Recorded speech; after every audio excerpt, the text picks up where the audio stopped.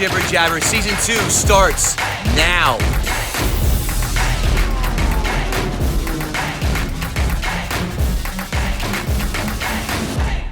Hey, Fantasy Football Jibber Jabber Week 3. I've got a dope t-shirt. Stop midget on midget crime. That should be anyone who's running for office in 2020 slogan. That's how you get Kevin Goatee's vote. And of course, Gerard Heron to my right. Everyone. One little person stabs their boyfriend, and all of a sudden it's a crime epidemic. Kevin needs to be a politician. Did Kevin Hart get in a fight? Hey-oh! We're going to start off with a bang.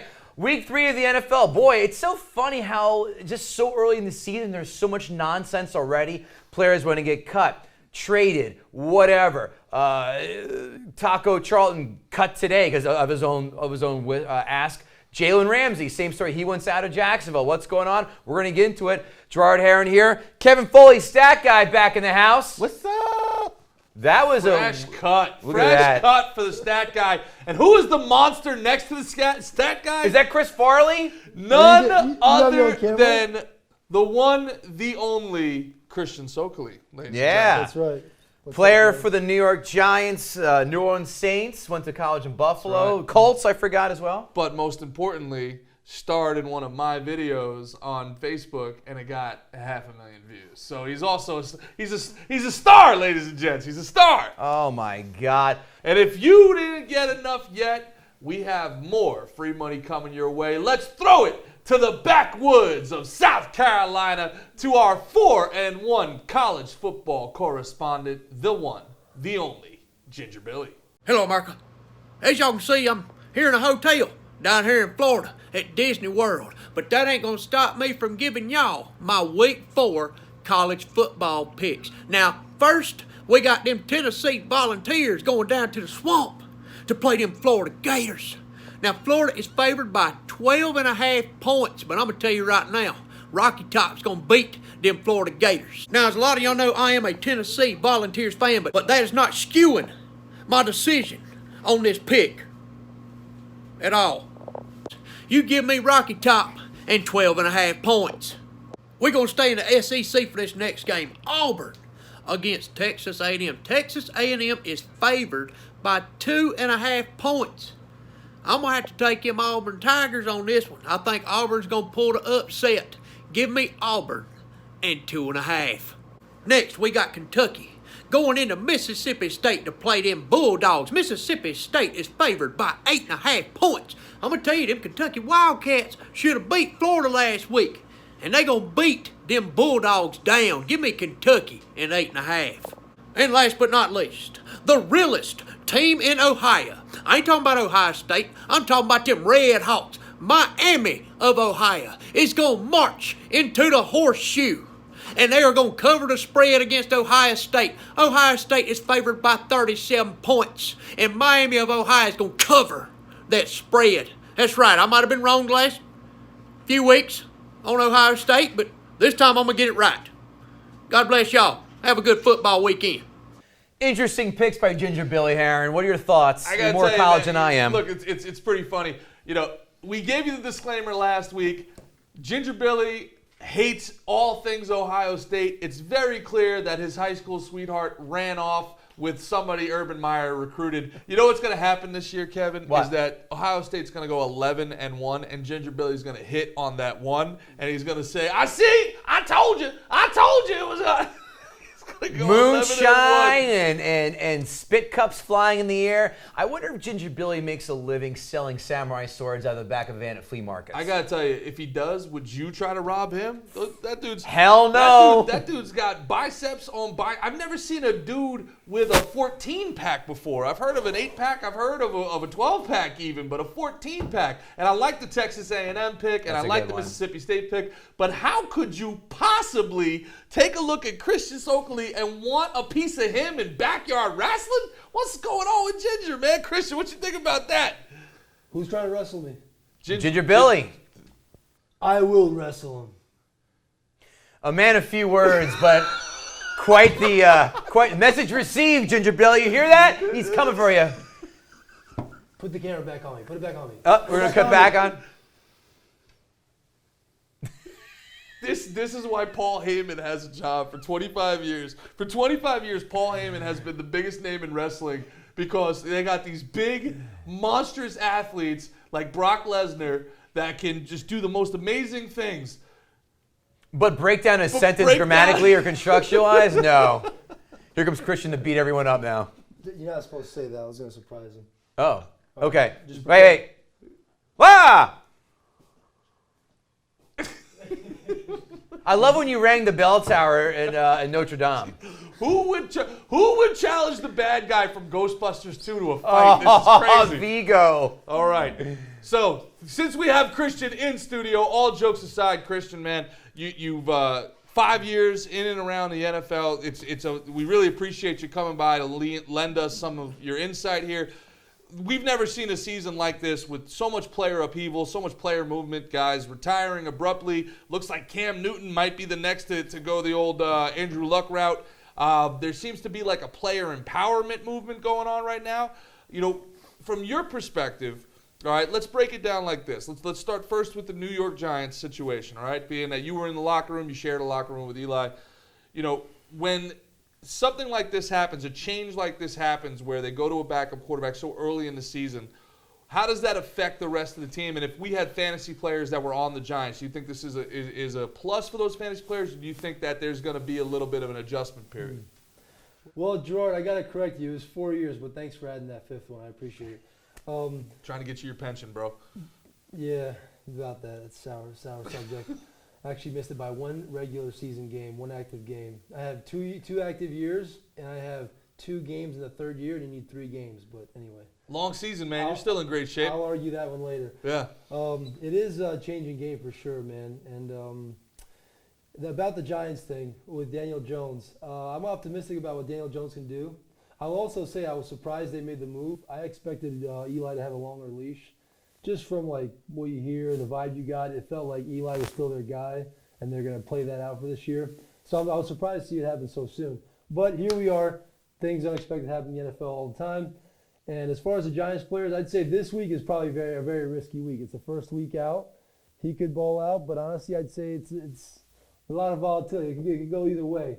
But I would say still optimistic for the season for the Giants. I think Daniel Jones looked really good in preseason, and I'm really impressed by his athleticism. So I'm really optimistic about Daniel Jones. Now, my question is about Jalen Ramsey of the Jaguars, who already has asked for a trade several times. So he has already made his known desire to leave. How is it in the locker room with a guy who already wants out? It's like working with someone in an office who already put their 2 weeks in, and they're just barely showing up, watching Netflix or porn on company time while they're like, I'm just going to play this out till my 2 weeks are up. Like, how would a Jalen Ramsey situation, have you ever seen that, and what would that how would that affect the locker room? Yeah. Obviously, it doesn't help the locker room, honestly. There's an element, too, where we're all pros, and you go and do your job regardless. But let's face it, we're also all human beings. And when there's a guy that's clearly not happy to be there and he's asking to leave, it's unfortunate. And I think it's kind of sad to see for the Jaguars organization, because I feel like just 2 years ago I was looking at that organization and I was really impressed with the way they turned things around. And I was like, man, look at Tom Coughlin. You know, he left New York and he was the bad guy here, but you know, he helped them turn it around, and it was cool to see. And it just kind of sucks to see how they've really gone downhill pretty hard. And this is kind of the icing on the cake to that. But let's see if they can turn it around. They still have a lot of talent there, but I don't know. Yeah, not looking good for Jacksonville. Well, let me ask you, the character talks, let me ask you, the media talks about character. They talk about, locker room chemistry. Do you think that that's overrated, or do you think that that's something that's really important? How many guys are saying, you know what, I just got to put up a little bit of game tape, and then I got to save myself for next year? I hear your point there, Jordan, why you'd say that. That's probably, I'd say for the most part, it's not the case, just because there's so much competition in the NFL, and it's careers are really so short that I'd say the majority of guys on any team, honestly, no matter how bad they are, how much they're tanking, quote unquote, they got to play pretty hard and show good tape for a pretty long time. So, and at the same time, I want to keep it real. Does morale matter? And you mentioned it before with character and all that stuff. It really does matter. And I think especially on defense, where it's about effort and flying around the front seven, when guys buy in, it's not a matter of you want to play better because, he's my buddy and he's a good guy. That's part of it. But I just think there's a certain energy that happens, and I think you've experienced it in baseball, and a lot of people in sports can talk to it, when people truly, genuinely buy in, and you feel like guys are playing hard, not just for the money, not just because we can win it all this year, but like really, let's do it, man. Let's be a team. It's special. It's even hard to put in words, but it is special. So Oh, then you sign language, you put it in then. Huh? Yeah, but no, You sign language, you put it in. No, but Yeah, I mean, it's true though. I mean, I hate these people that say, it doesn't matter. No, like, it does, yeah. There's people that give $50,000 an hour corporate TED Talks on company culture. So you're telling me that company culture doesn't work? Yeah, Of course it matters. We actually have a question in the chat room from Kevin Foley who wants to know, who has the biggest honker you've seen in the locker room? Thanks, Kevin. Appreciate it. That's Kevin Foley right next to Kevin you. Foley. No, but in all honesty, for a real question that I really have, like speaking about locker room morale. So on the flip side of that, how does a locker room like the Colts take it when their leader, their quarterback, decides right before the season that he's going to retire? That's tough. And I wasn't there, obviously, to experience that. I was there with the Colts, a couple years ago. And Andrew Luck is a great guy, honestly. I really enjoyed my time around him. And it's tough. That's a sensitive issue because I feel like as a fan, I can see how you're so disappointed. And I got a couple buddies that are actually big Colts fans. I was a big Peyton Manning fan growing up. Like, if Peyton Manning would have decided to do that, I would have been devastated as a 15-year-old kid, So I get it. I kind of get where the fans are coming from. But I also get where Andrew Luck is coming from. I saw Andrew Luck kind of that. I don't want to say I saw it like I was there with him all the time, but I talked to him and I had conversations with him about his injury and his shoulder injury, and it wasn't easy to come back that first time. Like, that was a really long process. It wasn't a 6 to 9 month, like, do surgery, do your rehab, and you're done. No, it was a complex process where you saw a lot of people, and it took a toll on him. So I can see where he's coming from, too, that he wants, he made that decision. But as far as the guys, it's tough, man. No, it's definitely tough when your leader walks away like that. But I really don't think you hold it against them. I truly believe guys have the ability to say, that guy made a business decision for himself and his family, and you respect that, and then you decide to move on from that. And I will also say, I think Jacoby Brissett is a really nice quarterback. I like him. But he also, what have I been saying about Jacoby Brissett? I've loved Jacoby Brissett. But to play devil's advocate, which I love to do, Andrew Luck could have decided this back the week after the Super Bowl and go, you know what? I don't have it in me anymore. Told the Colts that so they could have prepared for the draft and free agency. He wasn't injured though. He was. They also injured. say he banged his knee up during snowmobiling, not snowmobiling, snowboarding, but as well. But he let them hang on the line for so long. If he was debating, he said he was debating about this for weeks leading up to this decision. Why would you not tell guys? Let me just get it out on my chest right now. That we can make a trade before the preseason starts, and then have that happen. Yeah. Hey guys.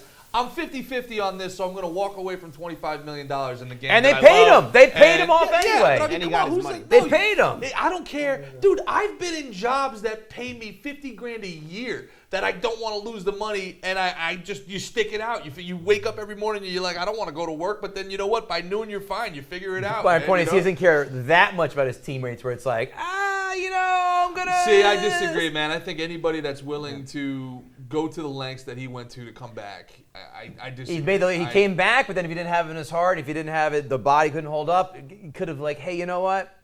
Kind of... I guess you get debating. a feel for it, but I got to tell you, I feel for Kevin's wife, man. The first time Kevin thinks that the marriage is tough, he's out of here. Kevin's not going to try to work through nothing. Meet wife number 2. New mommy. The first time.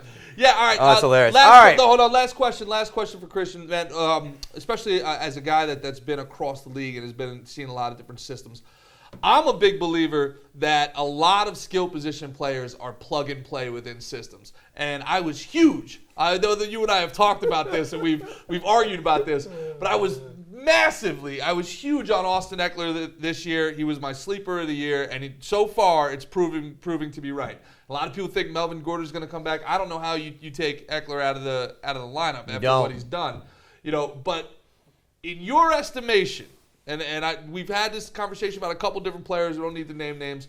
But in your estimation... No, we do. I want to hear the names. I do. Our listeners deserve this. In your estimation, do you think that these systems, the Andy Reid system, if you're a running back for Pete Carroll, if you're the slot guy for Bill Belichick, it really doesn't matter who you are. It really doesn't matter what the injury is. If you are Andy Reid's running back, these are the numbers you're going to put up. Do you think that the better systems in the NFL really are plug and play with personnel? I don't like to use the word plug and play because I think the NFL is still a very talent-oriented league, and defenders are really good, so you have to have skill and athleticism yourself to beat those defenders. But, and I hate to stay in the middle here, but this is really how I feel. Yes, to your credit, Gerard, there are systems. The NFL is a lot about coaching, I think, and there are certain coaches that put their players in really good positions and certain schemes that'll work really well against certain defenses. And it's not plug and play though. I think you still need guys, but it is to an extent as well. I got to take the middle ground here on this one. Someone is definitely vying for a job. I'll ask you still. specifically. That's I a will very ask exciting you response, specifically. but- Mason Rudolph, 3rd-round pick coming in for I Big know. Ben. He's got he still has Connor. He still has a good offensive line. He still Juju has Juju. Smith-Schuster. That's not plug and play by any means. I think if he does well, it's because Mason Rudolph is a really good quarterback. If he does bad, it's because he's not as good of a quarterback. The coaches have something to do with that, but I truly believe, especially in a position like the quarterback like that, man, the NFL, it is hard to succeed, in those positions. You've got to be a good player. You don't think a quarterback goes into Sean McVay's offense and can do what No, Jared Goff I don't. does? I really don't. And I don't say this because I think Jared Goff is the greatest quarterback. What? But I think he's talented. I do think he's talented. Yeah. What's up? Question. I want that bull run for a question. Andrew Fiume, our producer, has a question. Yeah, I love it. Does? Hold the button and talk at the same time. Is Tom Brady the Tom Brady we all hate and despise today without Bill Belichick as a coach? You're saying is he a plug and play too? Is he a plug and play? Is he a No. system guy? Oh. Chance. Come on, guys. Someone is still angling for a job. No. Here's the thing about Mason Rudolph. I wanted to say, do you think the Steelers would have traded away their number 1 pick just last week if they didn't? They're think, high on him. They They're high didn't on him. think that they're like, oh, Mason Rudolph, he could. They would have held on that number 1 pick like on a They're life high on raft. him. So he's all in on. They're all in on Mason Rudolph. That's a no-brainer. They're high on him where Tomlin feels that the seat is boiling hot underneath him. So he's like, come on, we got to get Minka in here. No more. Give me some talent. No more 10-6 and no playoffs for me. That's my ass. They're high on him or they're just high because that's a big pick. That's a top 10 pick they might have this year that they traded away for Minka Fitzpatrick. Don't get me wrong, talented safety, but Minka Fitzpatrick Yeah. from my hometown of Old Bridge, New Yeah, that Jersey. made man. Is no he really? sense. yeah, seriously. That made no sense. Is Pittsburgh trading for Minka Fitzpatrick after you lose your starting quarterback? They're all like in on Rudolph. Mason Rudolph. That's why. Hey, so that's a lot of information we just picked up right there. Thank you so much, Christian, for your insight. Let's go to the stat man himself, Kevin Foley. Kevin, how did we do last week? I gotta say, Kevin, you were on the money with your cold cash. goddamn right. No wonder he wanted to do the outside recap of so 2 bad. injuries, you probably would have went perfect because you had Devin Singletary get injured. He had 11.7 before he left. And then you had Tyrell Williams, who had 13.1 before he left with injury. Right. Outside of that, you had Matt Ryan, who was on the money, Austin Eckler, who showed up, Boom. and Mark Andrews also, who showed up. Boom, boom. So you did pretty well on the cold cash. If people were smart enough to listen to you, they definitely cashed in as a result. Right. Please say Gerard had Trevor Siemian. Never. I know Gerard- Trevor Linden, the ex-center for the Canucks. Gerard, hockey? you had a little bit of you were okay with your cold cash. You had some unfortunate injuries too as well with Michael Gallup. But I gotta say the one cold cash player that you did have that showed up for me personally, because I plugged him into my lineup, was Mark Andrews. He was on the money with that Lamar Jackson connection. So that was a great cold cash pick. If you were lucky enough or smart enough to pick him, you definitely cashed in. So Jumping that on was my one. coattails, huh? I And had of that course, one. Tom Brady, but that was a giveaway, right? No, but Tom Brady, I mean, what kind of Tom Terrific? What kind of points did he put up? Everybody's trying to fade him because they didn't think he played the second half. Like this was Alabama against some FCS team, man. This is true indeed. Tom Brady definitely showed up in that route of the Dolphins. And How we do with the trash here, Kev? Hot trash. Let's hear it. All right, hot trash. Oh. Kevin, you were pretty good with your hot trash. I would say you were kind of even, actually. Russell Wilson, no. He actually He killed. lit it up. And Kenyon Drake bombed it. But we'll say a 1-2 and 1 due to injury with your hot trash picks. Yeah. The one guy that really showed up that I wish I wouldn't have listened to you on, Emmanuel Sanders. He absolutely killed it. Love. Labbed it. Emmanuel Well, listen, Sanders. it's the Bears defense. Come Love, on, they love. held Devontae Adams to 30 yards week before that, please. You got 8 years of Flacco. throwing to exactly one receiver in his offense. So he's gonna lock onto a guy. Against a and good that's- secondary. All right, I had that one. That was a bad one. How did Herron do? And Gerard, you're hot trash. Same thing. Had a little bit of injuries. Big Ben went out early due to that elbow injury or to I that called arm him. He injury. was I hot should say. trash. I didn't think he was gonna be, No, you done didn't think for he the was year going to hot be pretty trash. good, but we didn't know how good he would have been or how bad he would have been due to injury. That's But you know what? The one guy I would give you. He had 3 points. He had 3 points. I nailed the pick, Kevin. Okay, I nailed it. we'll give it Because to he got you. knocked out. Let's be But the fair. one guy that I wish I didn't listen to you on, and I believe, actually, you know what? I can't say that it's your fault because I didn't believe it myself. I didn't think John Ross would do it again, but he actually did. Caught that touchdown at the end that kind of saved him and kind of made it a hell of a game for him. So that's how we did. I would say 2 and 3 on the hot trash for you, Okay. Gerard. Sleepers. How about them? Sleepers, we say 1 and 2. John Brown, no. Tyler Boyd, yes. And Marquise Brown, yes. So those guys definitely showed up. So your sleepers were 2 and 1. Pretty damn good. All right. Sleepers woke up. And Gerard, your sleepers, not so well. Carr, Cooks, Stayed asleep. Brandon Cooks, Tyrell Williams got injured, and Jason Witten was Cooks had old. 17 points, He didn't was he? old. He was old. Cooks had 17 points, didn't he? I don't know about that. Yeah, he didn't have a touchdown, and Yeah, he he had had 89 under 100 receiving yards. yards and a touchdown. Yeah. All right. Cool. Bets. Let's talk about that free money. How do we do? That's where I make my bread, damn it. Free money is nothing more than we love than free money You here. bet went your ass. 4 and 3 overall with right. your picks, so that's over 500. So that's always a winning day. The picks that you gave us the Cleveland to cover 6.5. That was money. Detroit Easy. Houston season not so much. Because Minshew decides to backdoor that, and then they go for 2 and don't get it. At least they kick the point after or go to overtime, and they still could have covered 2.5. They didn't. How did they let them score in the last drive? Whatever. Continue. That was a tough one. Atlanta Denver teaser. That was also a cover. In the That bag. definitely was in the bag. Patreon, but yeah, for the Patreon bettors at home. Gerard, you went 2 and 3, unfortunately, with your bets. Some of the bets that stood out to me personally, I would say that Eagles loss. Definitely thought the Eagles would be able to cover that 1.5. That I was did unfortunate. not. Nobody didn't see that coming. I you know? didn't. But you did cover that Patriots. You called that one. I was a little bit iffy with a division game, 19.5, big spread, but the Patriots came through and delivered, so that was on the money. But 2 and 3 overall for you with your bets. All right. And for the Patreon folks, because I have it here, you'll see in the graphic, I was 2 and 2 last week. So overall, 4 and 3, 60% on the year. Don't forget, fantasy football is on Patreon, patreon.com, fantasy football, jibber jabber. I'm going to give you 3 picks today, but I'm going to give you more picks after that, the ones I really, really love. Come support us for the love of God. You can see on, again, patreon.com, fantasy football, jibber jabber. You can have us do your lineup. You can have us give you the picks. You can sit in studio here and sit next to Kevin the Stat Guy while he gives you massage. That sounds like a hell of a deal. I'm starting to as feel like long a as- prostitute out here. Yeah. I haven't Well, gotten it's not any Christian. massages, Christian though. will break your damn back if you tried to massage you. Look at the size of Christian's hands. They're massive. I mean, all right. Cold Cash Players of the Week, graphics. Oh, wonderful. Wonderful job. Very well produced. All right. Cold Cash Quarterback Player of the Week. I like Matt Ryan in a dome. I like Matt Ryan even though he looks like he has irritable bowel syndrome. Every week. I love him. 300 yards and touchdowns every week. What more do you want? At Indy this week, where the Colts D was unable to curtail the Chargers, but able to corral the immortal Marcus Mariota, who throws like Moana. See? Samoan connection. Colts defense, 21st ranked against Matt Ryan, who has 5 touchdowns in 2 weeks. Love it. Quarterback for you. Matthew Stafford. If you like touchdowns, you love Matthew Stafford. He's Sure. got 7 touchdowns.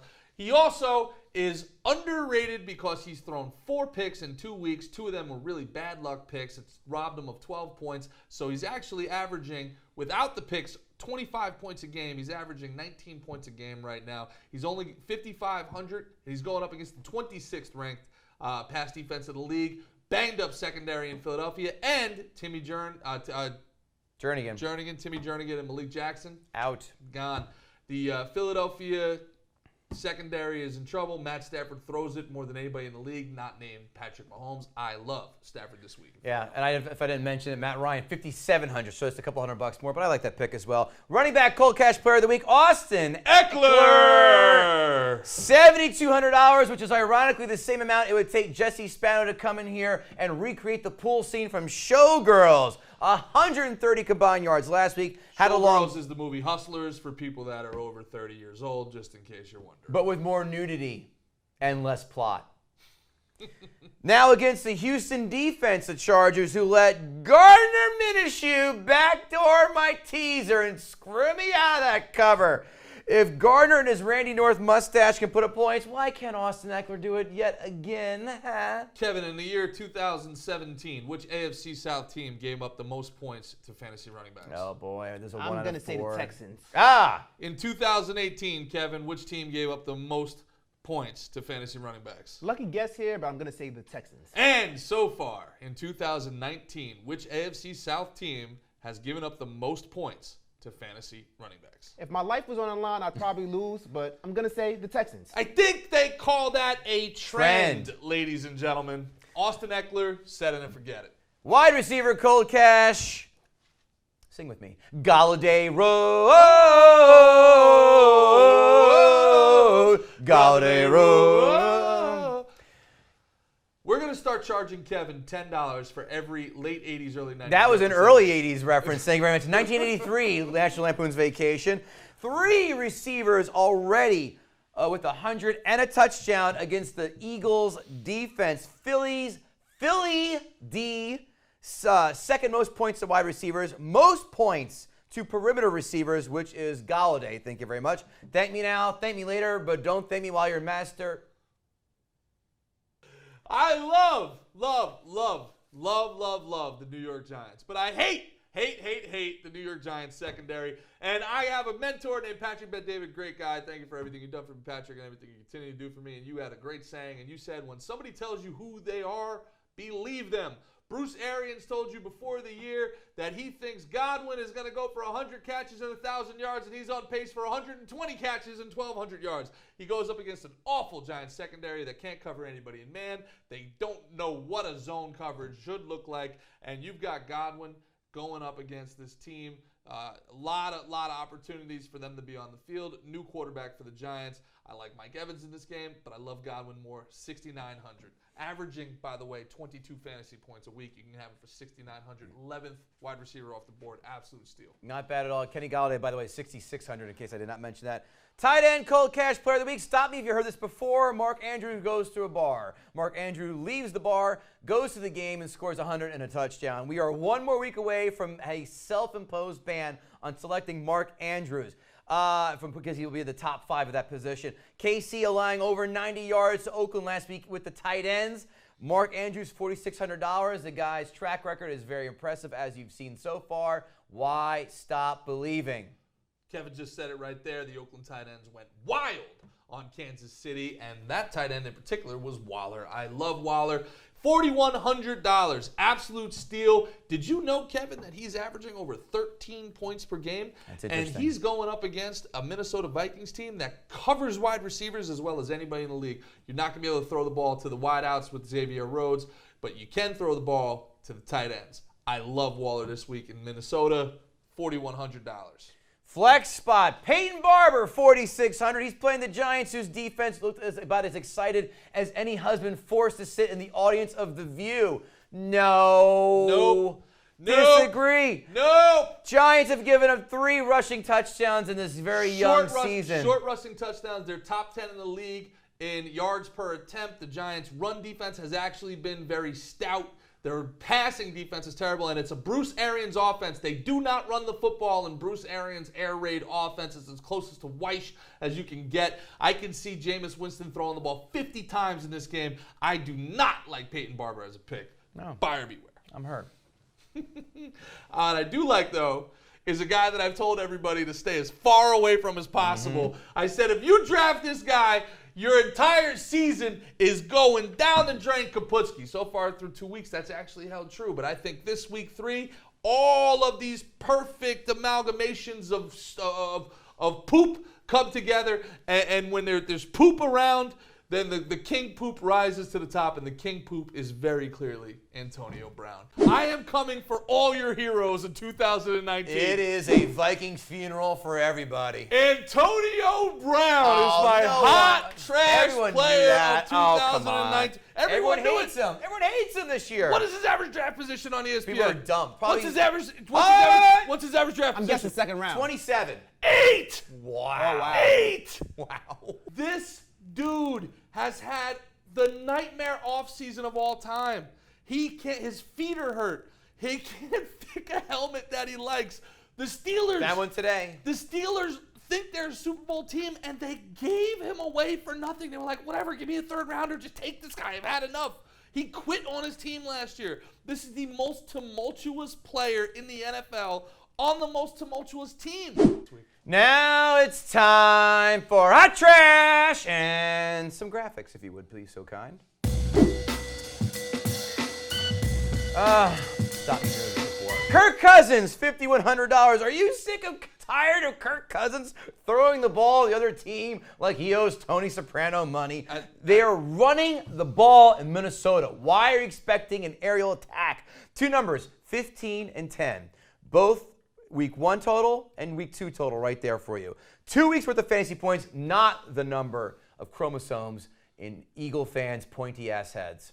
Kirk Cousins should not only be benched, he should be indicted on federal fraud charges. At least Bernie Madoff made some people some money. Kirk Cousins is about as bad as any signing I've ever seen. Yeesh. Highway robbery. Yeah. My hot trash player of the week, and I like this player. I think eventually he's going to be pretty good, but I think he has a tough task. Kevin's not sold on him, but I love San Francisco's defense. They got heavy edge rushers. They got big push in the middle. They got a revamped secondary that's playing really well. I do not like Mason Rudolph in this game against San Francisco. I know he's got his weapons. He still has Juju. He still has Connor. He still has a good offensive line, but there's something about that Pittsburgh team. Mike Tomlin is... to me, it feels like he's almost got one foot out the door. I know they're going all in. They pushed for Minkah Fitzpatrick. Shout out to Minkah from my hometown of Old Bridge, New Jersey. Congratulations on getting out of Miami alive. I absolutely hate Rudolph in this game. I think better days are ahead. This is a tough one in San Francisco against a tough defense. Hot trash running back Adrian Peterson, $4,000. 2.5. No, that's not what Heron's packing downstairs. It's pretty close, though. 2.5 yards per carry. From the ground. 2.5 yards per carry. Boy, I'd rather have Sloan Peterson. Ferris Bueller's Day Off. Then, Adrian, if you started him against Dallas last week, you got lucky that he scored a touchdown. Otherwise, you would have had 25 yards, 2.5 points. Thompson is out snapping him, and now they face the Bears defense that has allowed 1 rushing touchdown all year. Like a Wes Anderson film festival, I'll pass. This is the best New England defense since 2007, and Bill Belichick, as good as he is at everything, he's better at one thing than everybody else is, and that is Kevin Foley. Taking the best player out of the game. He takes the other team's best player out. Le'Veon Bell is a man alone. A man alone out there today. It's a Pittsburgh bash day. I'm sorry for my Yinzers out there. I'm a big Pittsburgh fan, but yeah, Mason Rudolph is a fade, and Le'Veon Bell at $7,000 is an absolute fade this week. Yo, gross. Wide receiver Tyrell Williams, $5,600. I don't hate this pick this week. I just am scared against Xavier Rhodes. Not trash. He's also banged up in Minnesota. I'm not crazy about it. Boomer bust. But this week a bust. Next week, get on him, but not in Minnesota. Pass. Juju Smith-Schuster, one of my favorite players all year. Kevin hates his name. I love his game. I think, again, I think better days are ahead. But this is a tough week against a good secondary, a good pass rush on the road in San Francisco. Juju Smith-Schuster, new quarterback. For $6,900, he's the 8th wide receiver off the board. Pass. Tight end, hot trash. Jimmy Graham, $4,000. He has 30 yards and 1 touchdown combined in 2 weeks against a Denver D that has yet to let a tight end deflower their end zone. No. I, too, hate Jimmy Graham. Do you really? This week. Jimmy Graham is an absolute fade. He's averaging only 6 fantasy points a game. How the mighty have fallen. this Green Bay offense is going to cost a lot of people a lot of money this year unless they get it together. Jimmy Graham, I'm going to tell you how bad it was. In one of my leagues where I don't have a premier tight end and I'm going with a streaming option, I dropped Jimmy Graham. I dropped him too. For Tyler Eifert this week. That tells you all you should need to know about what I feel about Jimmy Graham. Joe Mixon, flex, hot trash, against a Bills defense that is flying around the ball, and he's not even healthy. Good D-line, Oliver's controlling the line. Yeah, scrimmage. not even healthy. Then the offensive line's not been good. It's the Andy Dalton aerial strike. It's the Andy Dalton like Blue Angel show. It's been an air raid. Joe Mixon, I drafted him in the second round in one league. Oops, so trash. Everybody did. Everybody's having a real tough start of the year. Rough. Joe Mixon was averaged on the top of the second round of the drafts. He's costing a lot of people a lot of money right now. Long season, though, but right now it's not looking good. All right. Sleepers. Sleepers. Hey, Kevin Foley, you got a newborn, right, man? You getting any sleep at home? Or Not much. I'm averaging about 3.5 hours of sleep one night. this is what happens when somebody has a newborn kid. Don't tell me. What I've noticed. I'm the only guy on the set that doesn't have kids, but look at Kevin Foley. He got himself a fresh cut. Hair's looking good. He's got himself, the shaved up. Everything's, and now, he's also wearing, a shirt from 3 days ago. So I mean, this is what having a newborn at home does to you guys. You got to keep it fresh. Yes, but you don't have the time to keep it. See, I had to super fresh. I had to close the week ago without the cut, and now I got the cut without the close. I promise next week we'll get it all together. Yeah. You looked phenomenal from the neck down last week. Now you look phenomenal from next week, bro. Next week. We're gonna make it work. We're gonna make it work. Sleepers. All right. For a mere $2,900, you can have Cameron Brate. Why? Red Zone Monster. Pretty good name for a porn star that specializes in sex with women on their period. Oh my God. These are good jokes. Oh these are good my jokes. God. Red Zone Monster. You'd love that. Handicap, you ready? Facing the New York Giants. How about that? Tight end against the New York Giants. That's all you need to know. Even though the tight end for the Bills did not score last week, which actually brought a shock and awe to me. You're a sleeper. Staying with the porn theme, I'm going with Danny Dimes, which is a better name for a porn star than it is for a quarterback. You can see Backdoor Beckham 13 starring Danny Dimes. Coming to a VOD on you. Yeah, I like Danny Dimes for one reason and one reason only. They're going to be down by a lot of points, I think. They're going to have to throw, and they're going to be throwing against prevent. That's free money. He's also more mobile than anybody realizes. The kid ran a 4.6 in an RPO offense in college. Shermer loves the RPO. You can get 50 yards out of Jones. I really honestly believe that. You're going to get 50 yards on the ground. That's a cheap 5 points. You're going to get another 200 yards in the air, especially against prevent. That's another cheap 4 points for you. That's 9 points right there. If he throws a touchdown, you're at 15 points. Gotta love it. Sleeper number 2, Kerryon Johnson for $5,600. How many dummies name their fantasy team names? Carry on, my wayward son. I hate punny names. An inauspicious start for Mr. Johnson, however, again, faces a Philly defense. No Malik Jackson or Tim Jernigan. Philly gives up a ton of passes to the running backs, tops in the league. Philly also leads the league in correctly mispronouncing the words home, phone, and water. You mongoloids. They also call sprinkles Jimmies. Again, Kevin doesn't like him, but I like him. Give me Mostert this week. Give me Mostert. I don't dislike him. 4,700.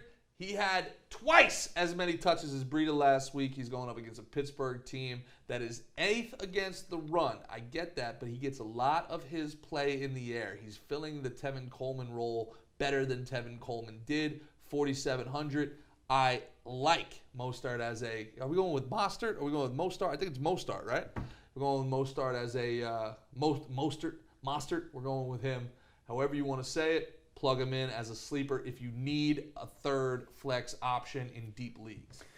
Sleeper number 3, Randall Texcobb. Gallup out. He is jumping into the number 2 role. He's also facing Miami, who has allowed the most touchdowns to wide receivers. I haven't seen this much cruelty to Dolphins since they were getting stuck in tuna nets. They made a movie about this. It was called Ace Ventura. I was just going to throw an Ace Ventura joke in there. I totally was. I'm like, we're going to go 2 more deep. Tex Cobb, $4,600, your last sleeper. Well, my last sleeper is Kevin's Cold Cash Wide Receiver of the Week, so you know that we absolutely love Kenny Galladay. Yeah. Hey, Dad, these guys look like they know the Commodores. His honky lips on the side of the car. Love that. Classic. Oh, roll them up. All right. Yeah, opponent ranked 23rd. We already went over it. I like Kenny Golladay. Kevin likes him so much. He made him his cold cash wide receiver. He's my sleeper this week. Killing it. All right. Time for free money. Ding, ding, ding, ding, ding, ding, ding. About 4 cuts in that I would use. Much to Gerard's chagrin, I am going to take my first bet on a limb. The New York Jets plus the 22 points. Oh, my goodness. This is a lot of points. I think there have been only 3 bets to this, 2 lines of this magnitude, all favorites 0-3 against that. Pats are covering only 53% in September. Jets 1-4 against the spread versus New England. You don't cover 3 scores. It's a medium-sized bet. I like it. 22 points, too many. I think they're going to take the foot off the gas.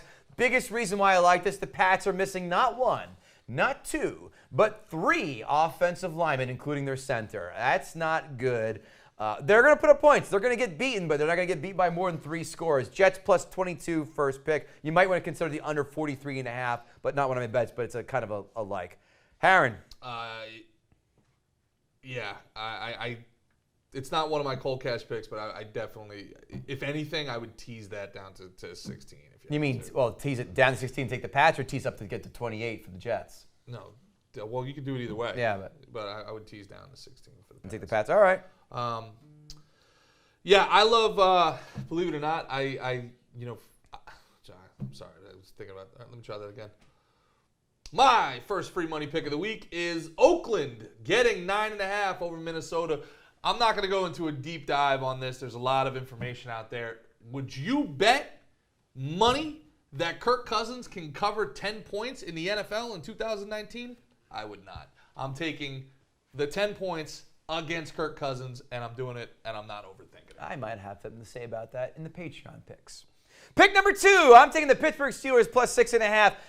Here's a stat for you. Since 2007 to 2012, when the Steelers entered the game below 500 with a losing record, they were 7-0 straight up. Tomlin has won 70% of those games coming in. The rest of the NFL, 40% have won games while in that same seat. Pittsburgh 4-1 against the spread against the NFC, 9-3 straight up against the NFC West. I think they've been embarrassed enough. I think the Niners are going to rest on their laurels a little bit. Going, great job, guys. 2 weeks in a row. You had a good one. And take their foot off the gas just a little bit. Pittsburgh plus 6.5. You want to get your phone and then do Pick number 2, Pittsburgh Steelers plus 6.5. Kind of going against Gerard Harron's choice of Mason Rudolph as a hot trash player. Going with it. No, I'm taking Pittsburgh plus that. Yeah. You said you had Rudolph as your hot trash player. From 2007 to 2012, the Steelers, while entering a game with a losing record, 7-0 straight up. Mike Tomlin has won 70% of those games coming in. The rest of the NFL, 40%. Steelers 4-1 against the spread versus the NFC, 9-3 straight up against an NFC West team. I think the Niners are going to kind of go, good job, guys, 2 weeks in a row, good games. I think we're going to have, put that pedal to the metal against it. I think that Mason Rudolph gives them a little bit of spark, kind of like Danny Dimes may do down in Tampa. Pittsburgh plus 6.5. Your logic is that San Francisco is going to take their foot off the gas in their home opener? I'm going to say that. Stat guy, if you can. I know what the numbers pretty much are, but I want to get the exact numbers. Can you tell me what Mike Tomlin's record is when Ben Roethlisberger does not play? Landry Jones, right? It's not Landry Jones quarterback, and it's Mason Rudolph. I know, but you can't. You're using a 4-0 after losses. Those are all Roethlisberger games. Let me know what Landry Jones' record was as a starter under Tomlin, and that'll tell you what I think about Mason Rudolph's chances. Mm-hmm. Number 2 for you. Panthers Cardinals over 44. It started out as a 47.5. Cam Newton got injured. They took 3 points off the board. I don't think Mam Newton with his Medea hairdos is any good anymore anyway. I don't think that 3-point swing is worthwhile. I don't know if it's going to be Will Grier or if it's going to be what the other guy was his name, Kane Davis. I don't even know. Right. But no matter who it is, it doesn't matter. That's a dump off offense to Christian McCaffrey. Dump and let him run. And Kyler Murray is airing it out, and they're scoring points. 44 is low in this game. You got 2 decent defenses, not great defenses. I like the over 44 in the Panthers-Cardinals game. Pick number 3, I'm doing a teaser. We are going to take the Atlanta Falcons from +1 to +7 at Indy, and Minnesota down from 9 to 3 against the Raiders. Why? Mike Zimmer is the second most successful coach against the spread, 65%. 22-6 as a home favorite. The Vikings 15-4 against the spread. Against the AFC. 4-1 against the AFC West. 7-1 straight up. Oakland 1-10 on the road straight up. 5-15 out of their last 20 straight up. 0-6 straight up against the NFC North. Atlanta, second part, 4-1 straight up in their last 5. 4-1 against the spread versus the AFC. And let's also address the big gray elephant in the room. Who is Indianapolis's kicker? Vinatieri. How has he done this year? Poorly. Has he contemplated retirement in the last week? Has. Time to get off that Indianapolis Colt bandwagon. That game is going to be too close, especially getting 7 with the Falcons. Matt Ryan in a dome, +7 for the Falcons, -3 for the Vikings, excuse me. I think that's pretty good, actually. I like the LA Rams giving 3 points to the Cleveland Browns. Baker Mayfield is very turnover prone. You have an opportunistic, fast defense in Los Angeles. You have an offense that can score points. I can see this getting out of hand, actually, for Los Angeles. You got a team in Cleveland that comes out. They are very undisciplined. They're going to make a big play, and it's going to be taken back by some stupid 15-yard penalty, and then they're going to lose their minds. I do not like Cleveland going up against a polished team in the Los Angeles Rams.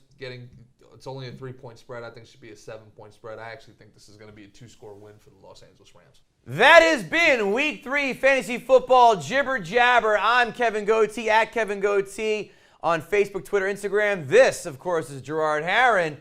Do not forget, patreon.com/fantasyfootballjibberjabber. And please, for the love of God, share this with your friends. And I want to thank everybody that's been sharing it already. Yes. Your support has been fantastic. I want to thank back Black Betty's once again for giving us their VIP pick of the week. Kevin Foley, phenomenal job this week. Christian Sicoli, thanks for dropping in. Ginger Billy, another great segment about college football. And Kevin, winning some more people some free money. That's right, kids. And like Gerard said, Black Betty, Sayreville, New Jersey, Route 35 North. Thank you again for sponsoring the show. We'll see you Week 4. Kevin Goatee, Gerard Harron, Kevin the Stat Guy. We'll see you next week. Avita Zen.